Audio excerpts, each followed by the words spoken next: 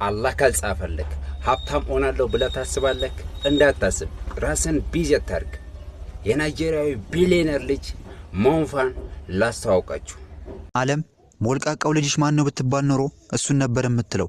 የናይጄሪያዊ ሚሊዮነር ልጅ ሞንፋ ጁኒየር ገና የበርና የመስኮት ልዩነት በቁጡ ሳይረዳ ነበር 6 ዓመት ስለሞላህ እንኳን ደስ ያለ ብሎ አባትየው ይሄንን የምታዩትን ቤት ይገዛለት። አዎ ቤት ይገዛለት። በሙሉ ስሙ መሐመድ አወል ሙስጠፋ በማለት የሚታወቀው ይሄ ታዳጊ በአባቱ ገንዘብ የቅንጦት ህይወትን እየኖረ ይገኛል። የልጅ እግሮቹ የፍሬም ፔዳል ላይ ሳይደርሱ ነበር አባቱ ይሄንን ከቤቱ 10 ሚሊዮን የኢትዮጵያ ብር የሚሸጠውን ቤንትሊ ስፐር መኪና ይገዛለት።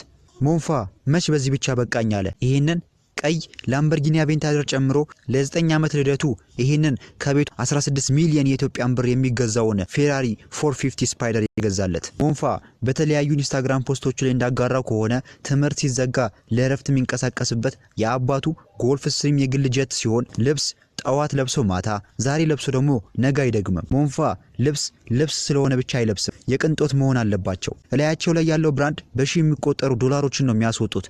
ዱባይ ለክረምት በሄደበት ልብሶቹን የሚሸምተው ሞንፋዎቹን በፌንዲ፣ ጉቺ፣ ቨርሳቺ እንዲሁም ሉዊ ቪታን ስቶሮች ነው የሚገዛው። የትምህርት ቤት ደብተሩን ደግሞ በዚህ 13000 ብር አውጥቶ በገዛው ጎያርድ ቦርሳ ውስጥ የሚይዘው ሞንፋ አባቱ የሪቻርድ ሚል ሰዓቶች አድናቂ ቢሆንም ሞልቃቃው ሞንፋ ግን ከሮሌክስ ሰዓት ውጪ እጁ ላይ አያስርም። ከቤቱ ሲወጣ መንገድ ላይ ሊፖፕ ቢያገኝ የሚመጥበት ያማረውም ነገር ካለ ደግሞ የሚገዛበትን ረብጣ ገንዘብ በየቀኑ አባቱ